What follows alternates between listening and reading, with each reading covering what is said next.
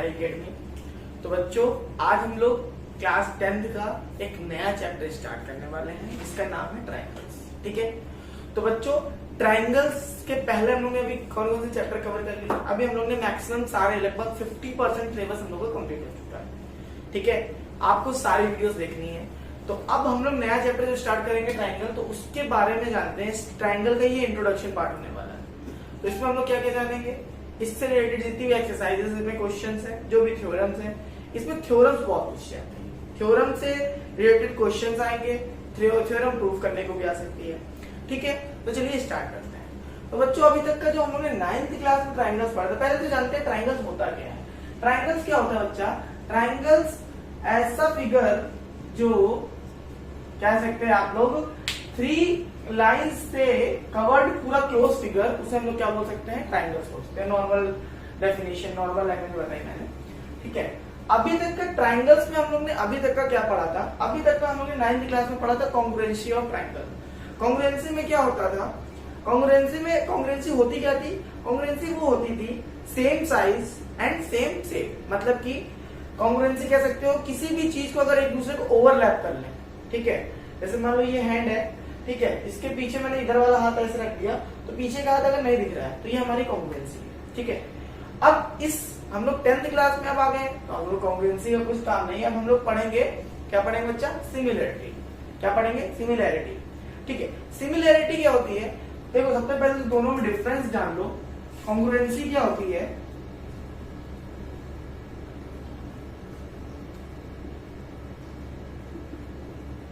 Congruency होती थी बच्चा सेम साइज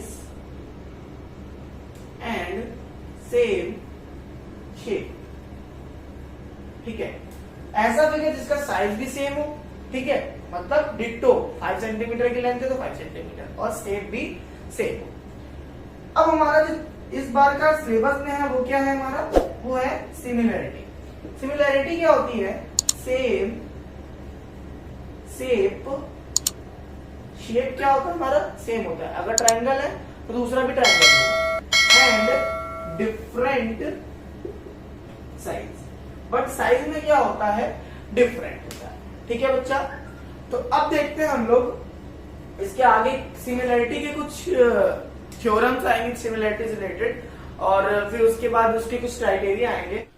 तो बच्चों अब देखिए हमारी इस चैप्टर की एक थ्योरम है बेसिक प्रोपोर्शनलिटी थ्योरम, जिसे हम लोग बीपीटी थ्योरम के नाम से भी जानते हैं। ठीक है, यह हमारी फर्स्ट थ्योरम है इस चैप्टर की। क्या कह रही है थ्योरम? चलिए देखते हैं। If a line is drawn parallel to one side of a triangle. एक ट्रायंगल है, मान लो ये एक ट्रायंगल है। ठीक है, ये हमारा एक ट्रायंगल है। लाइन ड्रॉ करी जा रही है वन साइड के पैरेलल। मान लो ये हमारी ए बी सी है। ठीक है, बी सी के पैरेलल हमने एक लाइन ड्रॉ करी, पी नाम ले दिया। Intersect the other two sides, जो कि क्या कर रही है? अदर साइड्स को क्या कर रही है? पॉइंट पे कट कर रही है। नाम है उसका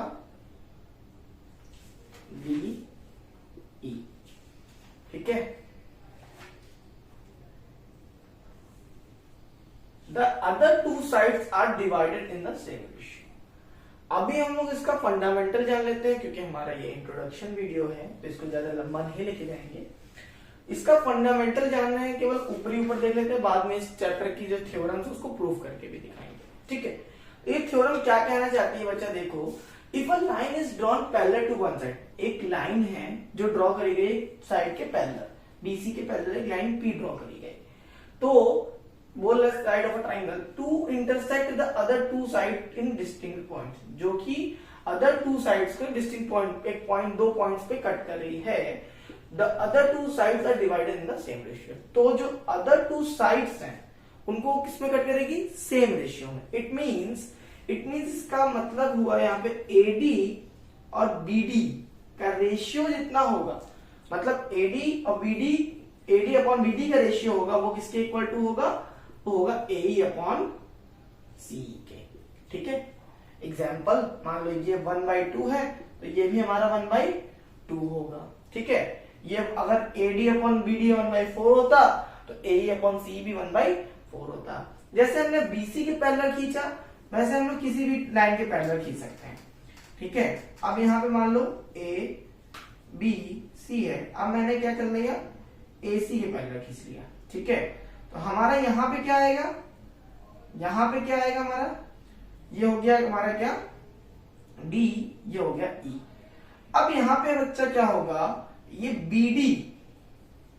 BD upon AD is equal to BE, corresponding points क्या है हमारे पास, करस्पॉन्डिंग एज क्या है B है, तो BE अपॉन EC इसके इक्वल होगा, ठीक है। ये हमारा दो टाइप हो गया। अब एक तरफ से और बचता है, उसको भी देख लेते हैं, उसको क्यों छोड़ना, बाद में कहोगे सर आप बताते नहीं है पूरा। चलो भाई, अब भाई देखो थर्ड हम किस तरफ से पैरेलल खींच सकते हैं, AB के पैरेलल खींचते हैं अगर, तो ये हो गया D, ये हो गया E, ठीक है। तो यहां पे क्या आएगा, AD upon DC is equal to, sorry यहां पे क्या आएगा बच्चा, CD upon CE, CD upon DA, similarly C upon EB, ठीक है।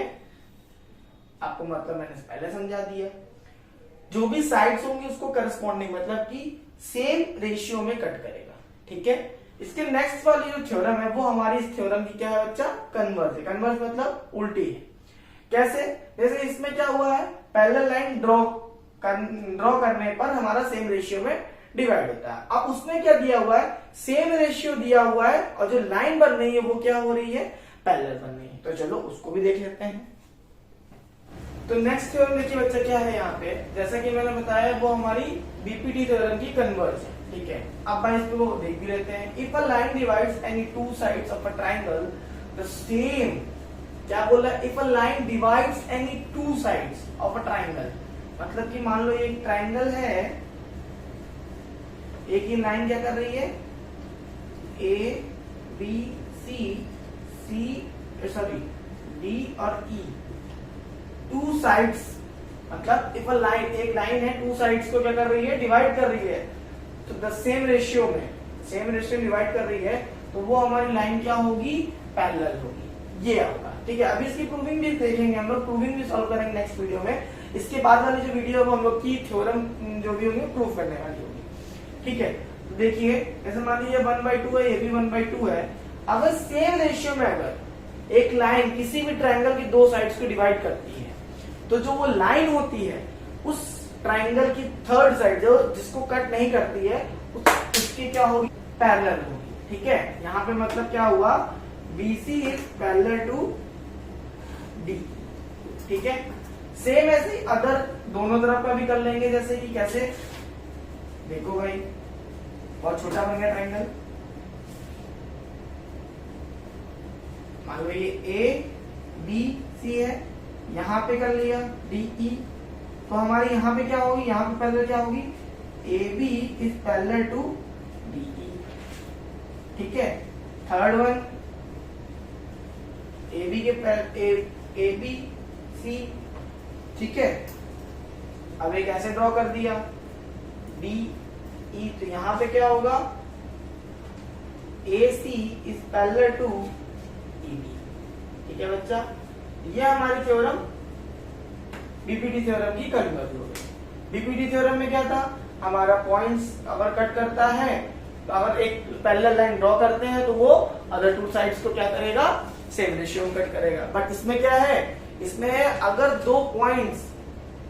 अगर दो साइड्स को एक लाइन कट करती है तो वो लाइन थर्ड साइड की क्या होगी, पैरेलल होगी, ठीक है। अब इसके बाद एक थ्योरम आती है हमारी एरिया रिलेटेड थ्योरम होती है, चलिए उस पे बात करते हैं, ठीक है। तो बच्चों नेक्स्ट थ्योरम क्या है हमारी, area of similar triangles related है।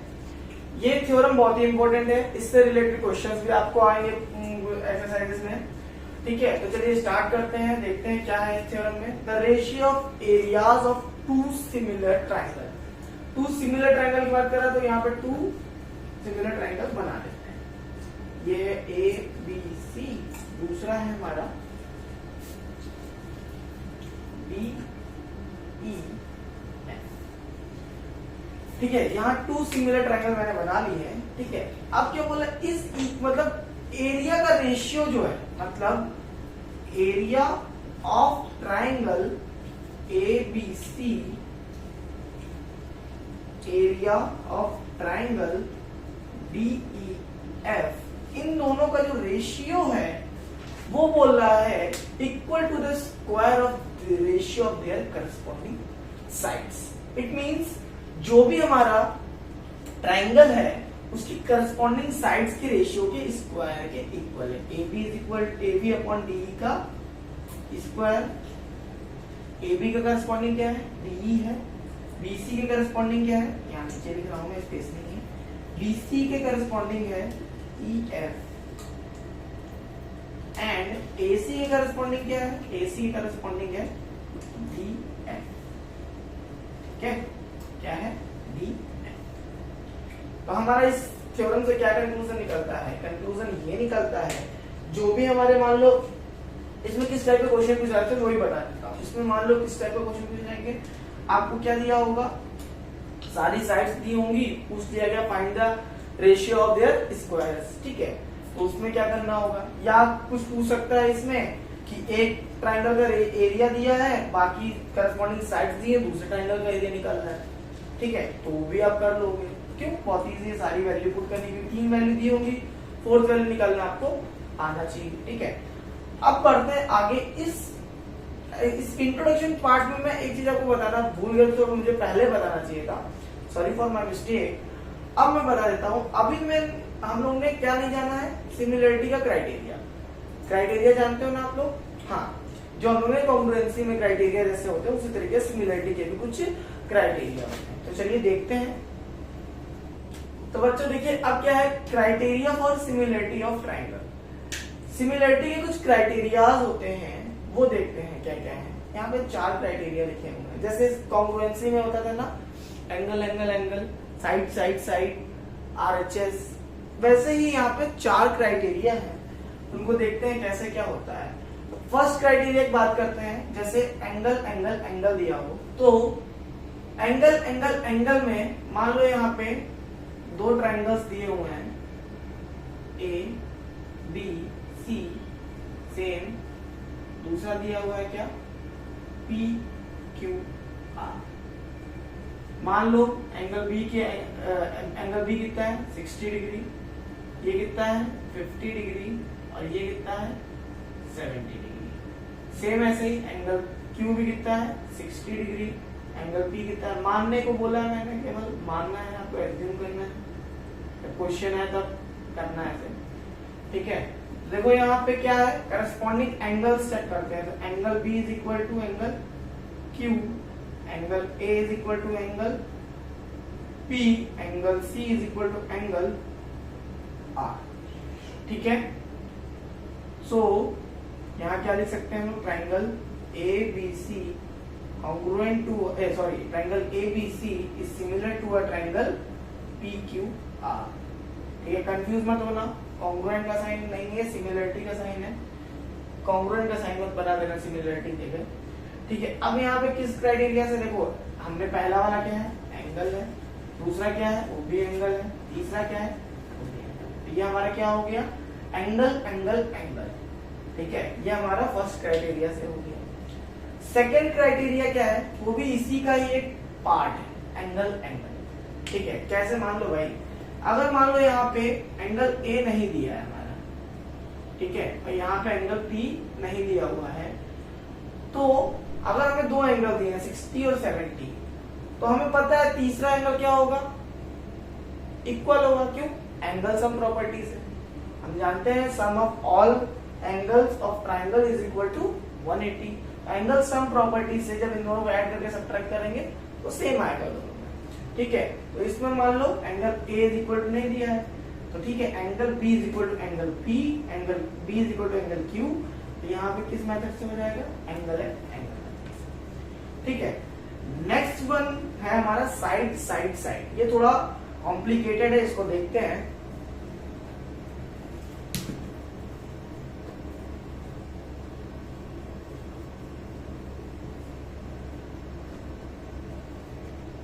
इसमें क्या है बच्चा, इसमें कॉम्प्लिकेटेड ये रहेगा थोड़ा। देखिए क्या रहेगा, जैसे मान लो यहाँ पे ए बी सी है,